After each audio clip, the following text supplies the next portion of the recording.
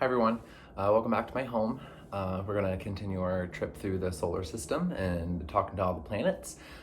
So today we are going to go over Mercury, Venus, and Mars and how they act in your birth chart. So we're going to start with Mercury, the first planet in our solar system. In ancient Roman mythology, Mercury was the messenger of the gods, or Hermes in Greek mythology. So he ruled over communication and commerce and everything requiring skill or dexterity. Named for the messenger, the planet Mercury is a planet of mental activities, communications, and intellectual energy. It rules over our intelligence, our perception and reason, our memory, our speaking, and how we write. Since Mercury is so close to the sun, it will either share your sun sign or be in the sign directly following your sun sign. So my Mercury is in Scorpio. Scorpio being the sign of mysteries and secrets. I'm ever questioning and ever probing. I love asking why. I always want to be investigating and uncovering facts. But also, since Scorpio is so secretive, we don't really like to divulge those facts. If you ever want to have someone keep a secret for you, tell a Scorpio. They're not really going to tell anybody.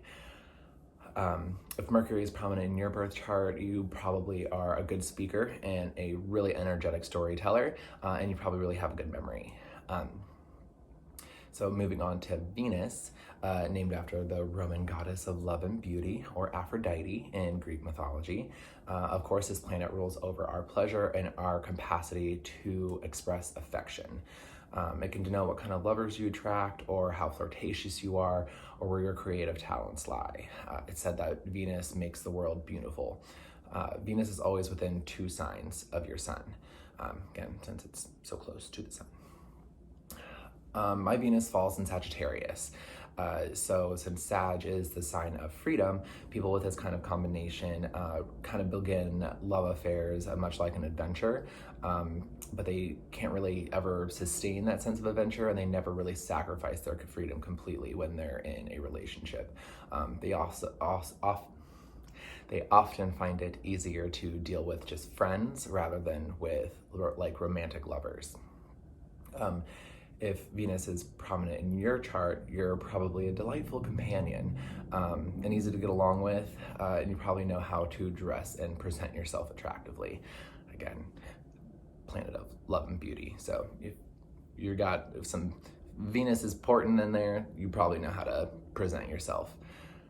And then we're going to come to Mars. Mars is the planet of physical energy. Appropriately named after the Roman god of war. Mars rules over your forcefulness and your aggression and your sex drive.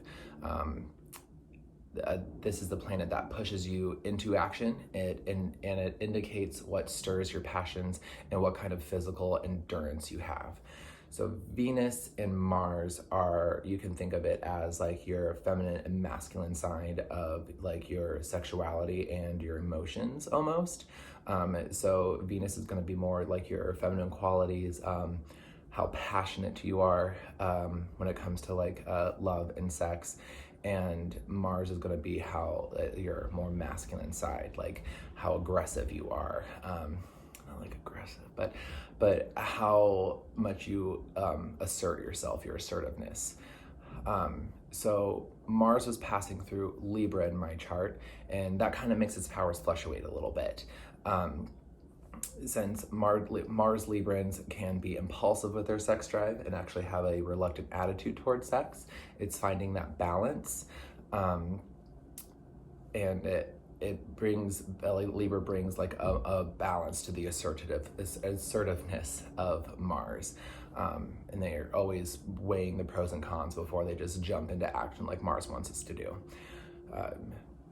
So if Mars is prominent in your chart, you could have more of like a go-getter personality with lots of energy.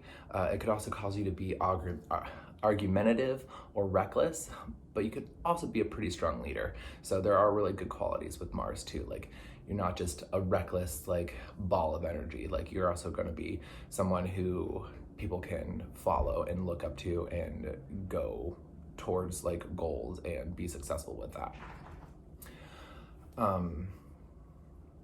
Yeah, that's those first 3 planets. Let me know in the comments below if you want to, or hit me up somewhere if you found where Mercury, Venus, and Mars are in your chart.